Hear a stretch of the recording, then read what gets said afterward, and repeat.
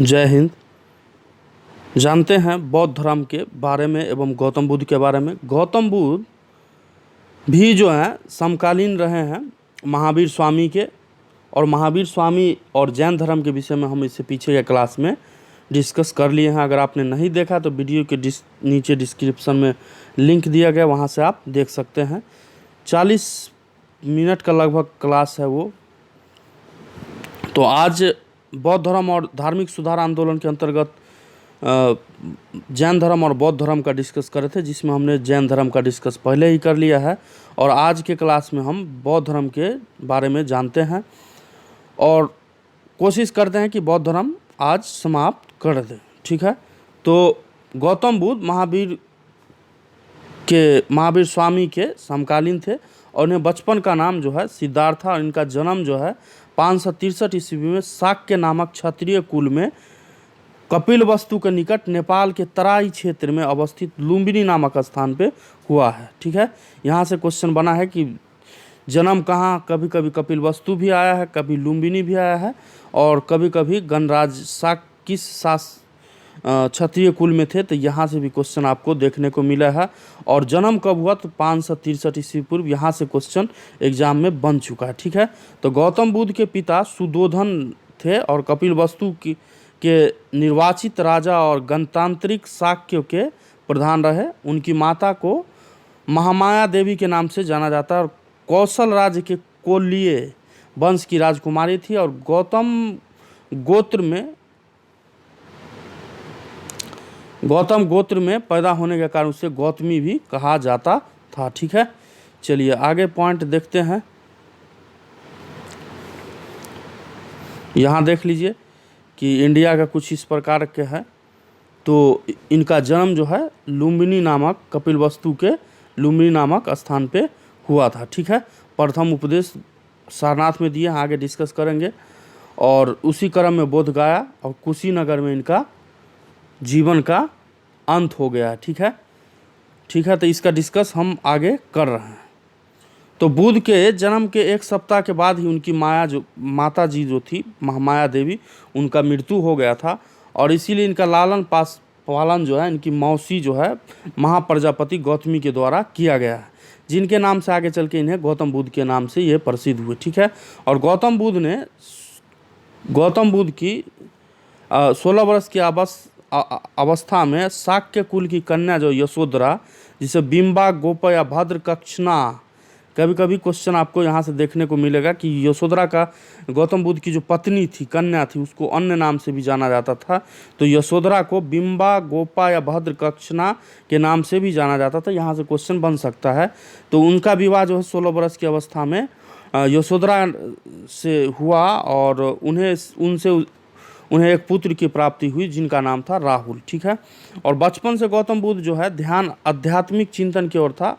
और 29 वर्ष की अवस्था में क्या किया, महावीर की तरह भी बुद्ध घर से निकल पड़े और गिर त्याग के उपरांत क्या किया, सिद्धार्थ अनोमा नदी के तट पर अपने सिर को मुड़वा कर भिक्षुओं का कासाय वस्त्र धारण कर लिया। ठीक है। यहाँ से क्वेश्चन नहीं बनना चाहिए, लेकिन वैसे ध्यान रखेंगे तो अच्छा है। ठीक है। चलिए इनके विषय में कुछ जान लेते हैं कि बौद्ध धर्म के वास्तविक नाम। यहाँ से क्वेश्चन आपको देखने को मिलेगा। तो जन्म 563 ईसा पूर्व। जन्म स्थान कहाँ है, लुम्बिनी वन। कपिलवस्तु वर्तमान में रुन्नी दई नेपाल में पड़ता है। और पिता जो है सुदोधन, पिता का नाम सुदोधन था, शाक्य के राजा कपिलवस्तु के शासक थे। और माता का नाम जो है महामाया देवी, कोली गणराज के शासिका या रानी थी। बचपन का नाम सिद्धार्थ गोत्र गौतम के कारण, और पालन पोषण जो है मौसी जी इनकी प्रजापति गौतमी के द्वारा किया गया। और विवाह जो है 16 वर्ष की अवस्था में यशोधरा नामक कन्या से किया गया। पुत्र का नाम राहुल था। और गिरिह त्याग जो किया गया है, गिरिह त्याग को महाभिनिष्क्रमण के नाम से जानते हैं। सारथी को चन्ना, घोड़ा को कंथक, इनका घोड़ा था उनको कंथक कहा जाता था। और आगे देखें, कभी कभी पेंसिल वर्क करना छोड़ देता। चलिए ध्यान या प्रथम गुरु जो हुए हैं इनका अलार कलाम। यहाँ से क्वेश्चन आपको देखने को मिलेगा एग्जाम में कि महात्मा बुद्ध के गुरु कौन थे, तो अलार कलाम। और ज्ञान की प्राप्ति जो है 35 वर्ष की अवस्था में बैसाखी पूर्णिमा के दिन इन्हें हुआ है। और ज्ञान प्राप्ति स्थान जो है गया, जो बोध गया के नाम से जाना जाता है, निरंजना नदी के तट पे जो घटना को संबोधित करता है। ठीक है। और बट वृक्ष या पीपल का वृक्ष भी हम बोलते हैं, इसी वृक्ष के नीचे इन्हें ज्ञान की प्राप्ति हुई। और प्रथम उपदेश जो है पाली भाषा में दिया है। और कहाँ दिया है, तो यहाँ से क्वेश्चन बहुत बार एग्जाम में आपको देखने को मिला है कि महात्मा बुद्ध ने प्रथम उपदेश किस भाषा में दिया, तो पाली भाषा में। और इनका क्या कहाँ दिए हैं, तो ये सारनाथ में। और घटना स्थान वाली 5 ब्राह्मण को पंचवर्गीय, और घटना जो है धर्म चक्र परिवर्तन, मतलब ये जो अपना ज्ञान 5 ब्राह्मणों को फर्स्ट दिए पहली बार, इस घटना को हम धर्म चक्र परिवर्तन के नाम से जानते हैं। ठीक है। शिष्य जो इनका हुए हैं प्रथम आनंद और उपाली, शिष्य जो हुए हैं आनंद और उपाली। और धर्म प्रचार का स्थल जो है मुख्य कहाँ कहाँ किए, तो शाक्य, काशी, मगध, अंग, मल, वज्जी, कोसी और कौशल राज्य में इन्होंने अपना धर्म प्रचार प्रसार करने का काम किया। जीवन का अंत इनका जो है 483 ईसा पूर्व में 80 वर्ष की अवस्था कंप्लीट कर चुके थे। और बैसाखी पूर्णिमा के दिन स्थल जो है कुशीनगर, जो उत्तर प्रदेश में पड़ता है, वहाँ हो गया था। और कसिया गांव महापरिनिर्वाण मृत्यु के बाद इसे कहा जाता है। ठीक है। बुद्ध के विषय में, बुद्ध का जीवन जो है, बुद्ध के जीवन से घटनाएं जुड़ी और स्थान क्या है, प्रथम जन्म जो है लुम्बिनी में, प्रथम वचन प्रवचन या ज्ञान सारनाथ में, और ज्ञान प्राप्ति इन्हें बोध गया में हुआ। निधन जो है कुशीनगर में हुआ है। यहाँ से क्वेश्चन बनेगा, इसलिए आप लोग याद रखेंगे इस पॉइंट को। चलिए, यहाँ तो दिखाई नहीं दे रहा है, लेकिन हम तब भी बुद्ध के, एक मिनट, सॉरी, थोड़ा नीचे कर लेते हैं। बुद्ध के जीवन के घटनाएं एवं उनके प्रतीक को दर्शाया गया है। तो इधर घटना है और इधर जो प्रतीक है, तो गर्भ जो है, यहाँ आपको दिखाई नहीं देगा होगा, गर्भ आप नोट पैड पे लिख लेंगे। गर्भ को हाथी के संज्ञा दिया गया है, प्रतीक दिया गया है। ठीक है। और जन्म को कमल दिया गया है, कमल। और तीसरा से दिखाई दे रहा होगा, जीवन को सांड बोलते हैं। और गृह त्याग, महाविनिष्क्रमण को घोड़ा, और ज्ञान प्राप्ति को बोधि वृक्ष या पीपल। चलिए आगे देखिए। अब यहाँ से तो दिखाई दे रहा है, समृद्धि को शेर, प्रथम प्रवचन धर्म चक्र परिवर्तन को चक्र, और निर्वाण को पद चिन्ह, और मृत्यु जो महापरिनिर्वाण को स्तूप का संज्ञा या प्रतीक दिया गया। ठीक है। चलिए एक मिनट आगे देखिए। 7 वर्ष तक भटकते रहे तथा 6 वर्ष की कठोर तपस्या के बाद क्या हुआ, महात्मा बुद्ध सर्वप्रथम वैशाली के सीमा अलार कलाम जो है सांख्य दर्शक का आचार्य नामक सन्यासी के आश्रम में गए। उन्हें उपरांत उरुवेला बोध गया के लिए प्रस्थान किए, जहां उन्हें कौंडिन्य सहित 5 साधक मिले हैं। चलिए आगे देखिए, आगे का पॉइंट। 35 वर्ष की अवस्था में क्या हुआ कि बोध गया में बैसाखी पूर्णिमा की एक रात पीपल वृक्ष के नीचे पुनपुन या निरंजना भी बोल सकते हैं के तट पे सिद्धार्थ को या महात्मा बुद्ध को ज्ञान की प्राप्ति हुआ है। और ज्ञान प्राप्ति के बाद गौतम बुद्ध जो है गौतम के नाम से प्रसिद्ध हुए, गौतम बुद्ध के नाम से। चलिए आगे पॉइंट देख लीजिए।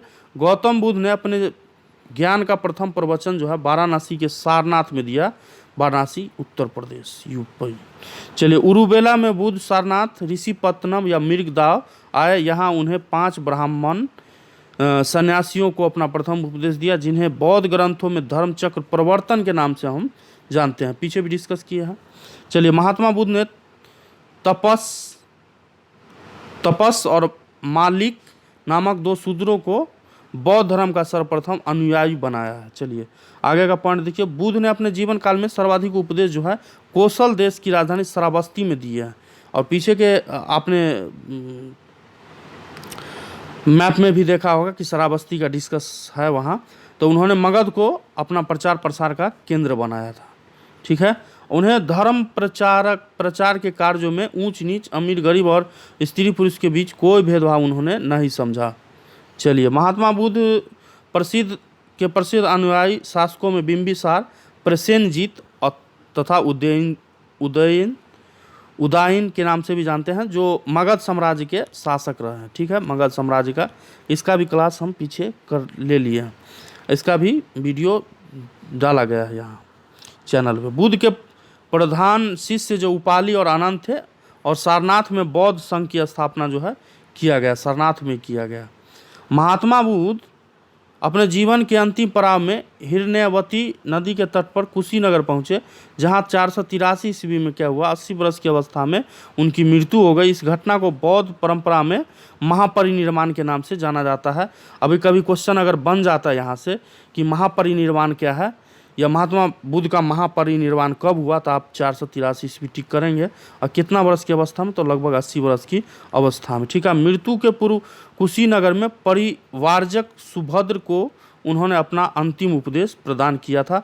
तो प्रथम उपदेश और अंतिम उपदेश यहाँ से याद रखेंगे। ठीक है, महापरिनिर्वाण के बाद बुद्ध के अवशेषों को 8 भागों में विभाजित करके 8 स्थलों पर रखा गया, जो निम्न प्रकार: लिच्छवी में रखा गया जो वैशाली है, और शाक्य कपिलवस्तु, कोली, रामग्राम, ब्राह्मण वेदपीठ, मौर्या, पिपलीवन, और मल जो है कुशीनारा, बूली जो अल्पकश, अजातशत्रु मगध में रखा गया है इनके अस्थियों को। चलिए, कुशीनगर की पहचान जो है पूर्वी उत्तर प्रदेश के देवरिया जिले के कसिया नामक स्थान से की जाती है। अब बौद्ध धर्म के सिद्धांत क्या क्या हैं उसके विषय में थोड़ा जान लेते हैं। बौद्ध धर्म जो है क्षणिकवादी और अंतःशुद्धिवादी है। इसके अनुसार सभी संस्कार वह धर्मा है, अतः अप्रमाद के साथ मोक्ष का संपादन करे। बौद्ध धर्म नितांत क्रमवादी है। यहाँ धर्म का आश्रय कायिक, वाचिक और मानसिक चेष्टाओं से है। ठीक है, चलिए आगे का पॉइंट देखिए। अरे यार पेंसिल भी। चलिए, बौद्ध दर्शन अनिश्वरवादी है। बौद्ध धर्म का पुनर्जन्म में विश्वास है। बौद्ध धर्म में व्यक्ति भौतिक और मानसिक तत्वों के 5 स्कंदों रूप, वेदना, संज्ञा, संस्कार और विज्ञान से निर्मित बताया गया है। चलिए आगे देख लीजिए। मैक्सिमम टाइम होता क्या है कि मैक्सिमम क्वेश्चन में आपको खास के ऑब्जेक्टिव टाइप जो पेपर कंपटीशन कंडक्ट कराता है, तो वहाँ से आपको महात्मा बुद्ध से कम आशा करिए कि 1 नंबर क्वेश्चन आपको देखने को मिलता है। तो अरे यार, महात्मा बुद्ध के अनुसार संसार दुख में है, और लोग केवल काम, इच्छा, लालसा के कारण दुख पाते हैं। स्वाभाविक है। विशेष क्या है, बुद्ध का जन्म, ज्ञान प्राप्ति और महापरिनिर्वाण तीनों जो है क्या हुआ, बैसाखी पूर्णिमा के दिन ही हुआ। इसीलिए बैसाखी पूर्णिमा को बुद्ध पूर्णिमा के नाम से भी हम जानते हैं। और इस दिन नदी में स्नान करने का प्रचलन अपने यहाँ देखा जाता है। ठीक है, देखा गया है। आर्य सत्य क्या है, दुख जो है, दुख समुदाय, दुख निरोध और दुख निरोध गामिनी प्रतिपदा। ठीक है, उनकी शिक्षा है कि, 1 मिनट अगला पॉइंट देख लीजिए। उनकी शिक्षा है कि न अत्यधिक विलास करना चाहिए और न अत्यधिक संयम। ये मध्यम मार्ग के प्रतिस्थापक थे और बीच का रास्ता। और बुद्ध ने अपने अनुयायियों के लिए आचार, नियम, विनय जो है निर्धारण किए थे।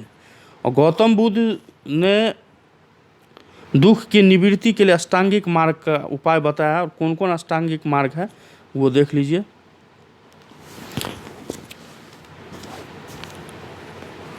देखिए यहाँ तो दिखाई नहीं दे रहा है, फिर भी हम बता देते हैं। सम्यक दर्शन, यहाँ है सम्यक दर्शन।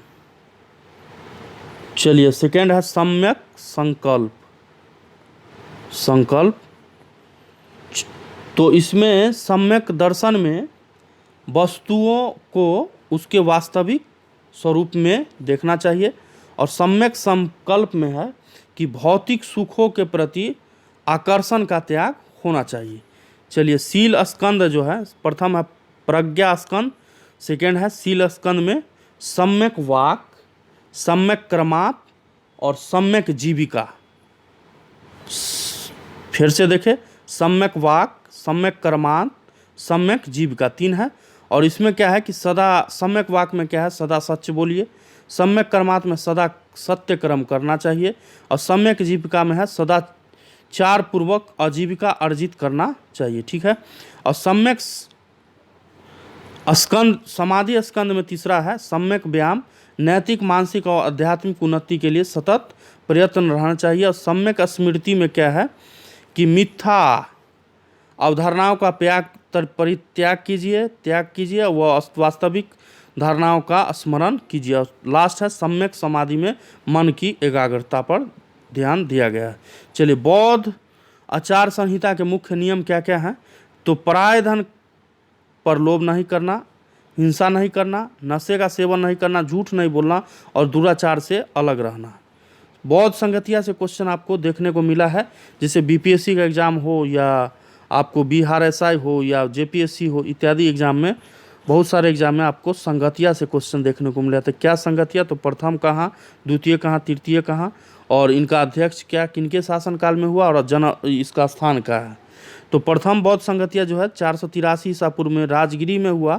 महाकश्यप अध्यक्ष थे और किनके शासनकाल में हुआ? तो अजात शत्रु के। द्वितीय जो है 383, देख लीजिए एग्जैक्ट 100 वर्ष का अंतर है। द्वितीय जो है वैशाली में हुआ है और साबक मीर अध्यक्ष रहे हैं और काला शोक के समय में हुआ है। और तृतीय जो है 250 ईस्वी पूर्व में पाटलिपुत्रा में हुआ है। पाटलिपुत्र बोलिए, मोगलीपुत्र 30 के अध्यक्ष रहे हैं और अशोक के शासनकाल में। और चलिए, चतुर्थ जो है प्रथम सदी के आसपास लगभग 98 ईस्वी पूर्व कुंडल वन जो कश्मीर में पड़ता है, वसुमित्र अध्यक्ष थे और कनिष्क के शासनकाल में हुआ है। संगतिया का मतलब है कुछ डिस्कस करना, संगोष्ठी, मीटिंग वो भी बोल सकते हैं। बौद्ध धर्म ईश्वर और आत्मा को नहीं मानता है।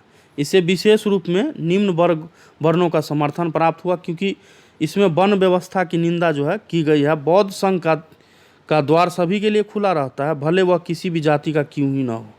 चलिए आगे पॉइंट देख लीजिए। अरे यार, पेंसिल वर्क करना कभी कभी छोड़ देते। चलिए अगला पॉइंट देखिए। बौद्ध धर्म में दिवालिया दासों, ऋण न चुका पाने वाले को संघ में प्रवेश का स्थान वर्जित किया गया। संघ में प्रवेश नहीं कर सकता। और संघ में प्रवेश का अधिकार प्रारंभ में स्त्रियों को नहीं था, परंतु बाद में क्या किया, प्रदान कर दिया, जिससे पुरुषों की बराबरी प्राप्त होती थी।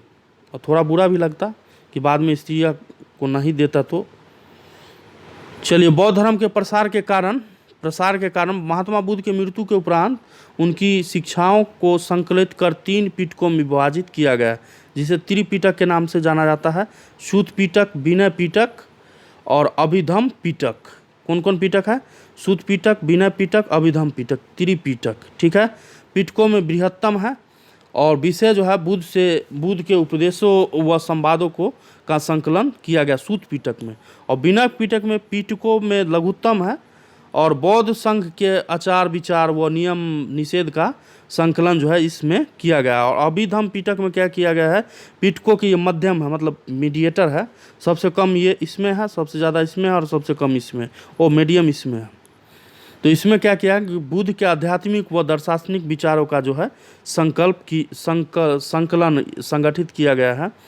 बुद्ध के आध्यात्मिक और दार्शनिक जो विचार थे उसका संकलन किया गया है, उसे अभिधम पिटक के नाम से जाना जाता है। चलिए आगे देख लीजिए।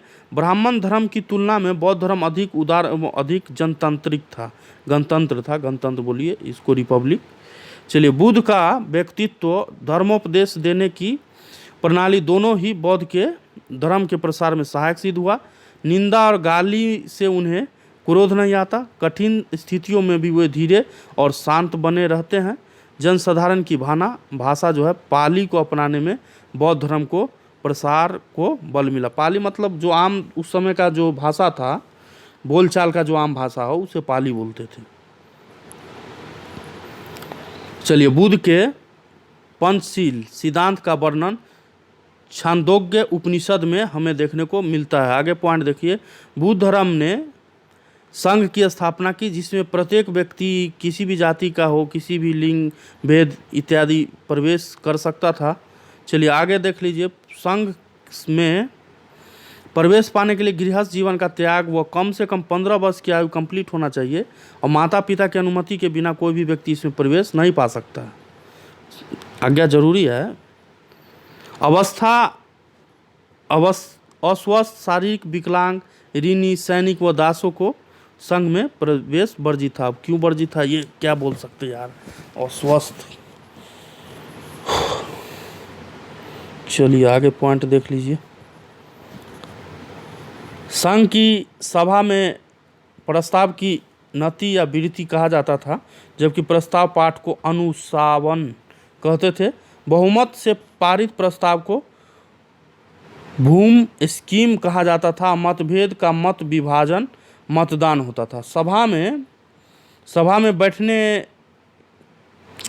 बैठने की व्यवस्था करने वाला अधिकारी आसन प्रज्ञापक कहलाता था। कंट्रोलर, बैठने वाला जो व्यक्ति अधिकारी होता था उसको आसन प्रज्ञापक कहलाता था। इसकी बैठक के लिए न्यूनतम उपस्थिति कोरम कहा जाता था और जो 20 के लोगों की थी। ठीक है, चलिए आगे का पॉइंट देख लिए। जब किसी व्यक्ति विशेष अवसर पर किसी भिक्षु या भिक्षुणी धर्म वार्ता करते थे तो उसे उपोस्त कहते थे। संघ में प्रविष्ट होने को उपसंपदा कहा जाता था। प्रविष्ट होने को गृहस्थ जीवन का त्याग प्रवज्या कहलाता था। गृह त्याग दीजिए, आपको प्रवज्या कहा जाएगा। चलिए, प्रवज्या का ग्रहण करने वाले को श्रमणेर कहते थे। श्रमणेर जो है किसी आचार्य से शिक्षा प्राप्त कर लेने के बाद उपसंपदा या भिक्षु पदा की अधिकारी बन जाता था। चलिए आगे पॉइंट देख लीजिए। श्रमणेरों में 20 वर्ष की आयु का होना अनिवार्य था। उसमें 10 भिक्षुओं का शिक्षाओं का पालन करना पड़ता था, जिसे शिक्षाप्रद कहा जाता था। बौद्ध धर्म के अनुयायी 2 वर्गों में क्या हुए, आगे चल के बट गए, भिक्षु या भिक्षुणी, उपासक या उपासिकाएं।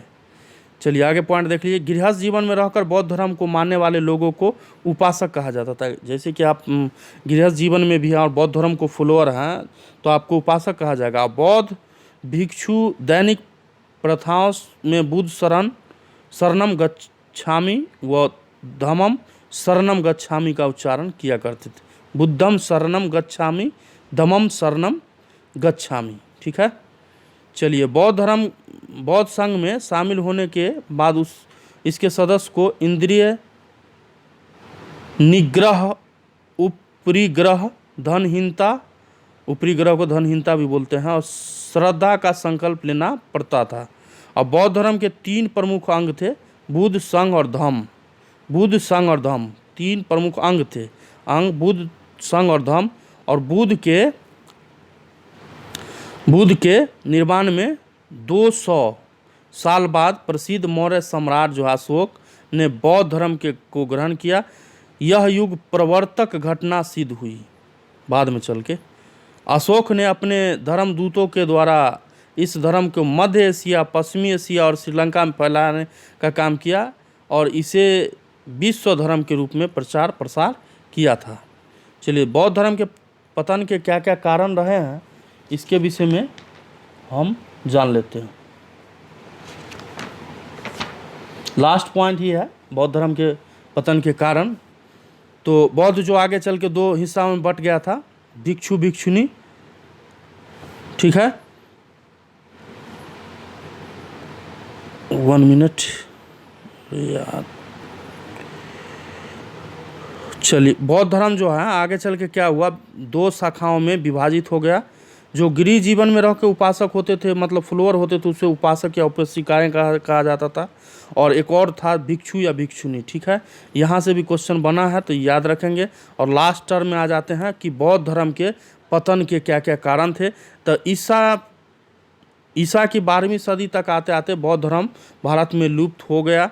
इसमें भी ब्राह्मण धर्म की वे सभी बुराइयां आ गई जिससे विरुद्ध इसने अपना लड़ाई स्टार्ट किया था या धर्म सुधार आंदोलन स्टार्ट किया था। मतलब इसमें बुराई आना शुरू हो गया, चूँकि इससे पीछे आप जानते हैं कि वैदिक काल जो है उसमें बहुत सारा बुराई समाज में आ चुका था, छुआछूत वगैरह ये सब को लेके, जिसके बाद हुआ धार्मिक आंदोलन। लेकिन बाद में क्या हुआ कि ब्राह्मण धर्म का जो भी बुराइयाँ था ये भी बौद्ध धर्म में आना शुरू हो गया। ये भी इम्पोर्टेंट कारण रहा है बौद्ध धर्म के पतन का। चलिए आगे देख लीजिए पॉइंट। बौद्ध धर्म के चुनौती का मुकाबला करने के लिए ब्राह्मणों ने अपने धर्म को सुधारा। मतलब इनकी चुनौती का मुकाबला करने के लिए अपने धर्म को सुधारा। उन्होंने गोधन की रक्षा पर बल दिया तथा स्त्री व शूद्रों के लिए भी अपने धर्म का मार्ग प्रशस्त किया। जबकि पीछे के हिस्ट्री जब आप पढ़ेंगे तो इसमें स्त्री और शूद्रों को सम्मान नहीं दिया गया। लेकिन धीरे धीरे जब लगा कि हमारा धर्म पतन हो जाएगा तो ब्राह्मणों ने भी अपना धर्म सुधारना स्टार्ट कर दिया था। चलिए कालांतर में क्या हुआ, बौद्ध धर्म में विकृतियाँ आती गई। बाद में उन्होंने जन सामान्य की भाषा पाली को छोड़ दिया और संस्कृत को ग्रहण कर लिया, जो केवल विद्वान का भाषा था। सबसे टर्निंग पॉइंट यही है क्योंकि आम जन का भाषा जो है, जो आम लोग जो भाषा समझता है पाली, उस भाषा में प्रचार प्रसार न करके आप संस्कृत में कीजिएगा तो जो एजुकेटेड आदमी होगा, जो संस्कृत जानता है, वही आपके भाषा समझ पाएगा। तो विच्छेद होने का या बौद्ध धर्म का अंत का प्रमुख कारण है, क्योंकि संस्कृत वही जानता है जो पढ़ा लिखा हो, नॉलेज हो। आम जन की जो भाषा है पाली वगैरह, अगर पाली नॉर्मल भाषा में भी बोल दीजिए तो सामने वाला समझ जाता है, लेकिन संस्कृत वही समझेगा जो विद्वान हो। तो ये भी एक कारण रहा इसके धर्म का अंत का। और ईसा की पहली सदी में वे बड़ी मात्रा में क्या हुआ, प्रतिमा पूजन करने लगे, जबकि इसमें निषेध था, और उपासकों से अत्यधिक चढ़ावा चढ़ाने लगे। वही हुआ, भगवान मान के पूजा करने लगे। और बौद्ध विहारों को राजाओं से भी संपत्ति को दान मिलने लगे। इन सभी बौद्ध भिक्षुओं का जीवन विलासितापूर्ण हो गया, मतलब ऐश मौज का जिंदगी। विहारों में अपार संपत्ति और स्त्रियों के प्रवेश होने से उनकी स्थिति और भी बिगड़ गई। स्त्री का प्रवेश से स्थिति बिगड़ गई और बौद्ध भिक्षु नारी को भोग की वस्तु समझने लगे। अब बताइए, धर्म पर नष्ट ही न होगा, भोग की वस्तु समझने लगे थे। एक समय बुद्ध ने अपने शिष्य आनंद से कहा कि यदि बिहारों में स्त्रियों का प्रवेश न हुआ होता तो धर्म हजारों वर्ष रहता, लेकिन जब स्त्रियों को प्रवेशाधिकार दे दिया गया तब यह धर्म केवल 500 वर्ष तक ही रहेगा। ब्राह्मण शासक जो हैं पुष्यमित्र शुंग, बौद्धों को प्रताड़ित किया। शैव संप्रदाय के हून राजा मिहिर कुल ने सैकड़ों बौद्धों को मौत के घाट उतार दिया। और गौड़ देश के शिव भक्त शशांक ने बोध गया में उस बोधि वृक्ष को ही काट दिया जिसके नीचे बुद्ध को ज्ञान प्राप्ति हुआ था। तो ये सब इम्पोर्टेंट पॉइंट रहा इनके धर्म का, बौद्ध धर्म के अंत का। ठीक है, तो आशा करते हैं कि क्लास आपको पसंद आया होगा। इससे मैक्सिमम क्वेश्चन आपको, अगर आप ऑब्जेक्टिव देते हैं कोई भी एग्ज़ाम जो वन लाइनर एग्ज़ाम कंडक्ट कराता है, तो उससे मैक्सिमम क्वेश्चन आपको यहाँ से देखने को मिल जाता है। ठीक है, तो जय हिंद, जय भारत। अगला क्लास जो आपका आएगा वो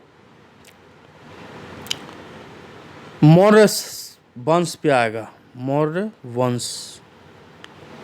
ठीक है, चूँकि इससे पीछे के क्लास हम जो हैं फर्स्ट लेसन जो है सिंधु घाटी सभ्यता, उसके बाद है वैदिक सभ्यता, उसके बाद मगध साम्राज्य, उसके बाद महाजनपद काल का डिस्कस, और इससे पीछे के क्लास में जैन धर्म का डिस्कस कर लिए हैं। और इस जो क्लास हुआ है इसमें बौद्ध धर्म का डिस्कस हम कर लिए। तो आने वाला जो क्लास होगा वो मौर्य काल का, मौर्य साम्राज्य का होगा। तो उसका डिस्कस करते हुए हम प्राचीन इतिहास को आगे ले चलेंगे। उसके बाद मध्यकालीन स्टार्ट करेंगे। तो इसी के क्लास के साथ ख़त्म करते हैं, मिलते हैं अगले क्लास में। जय हिंद, जय भारत।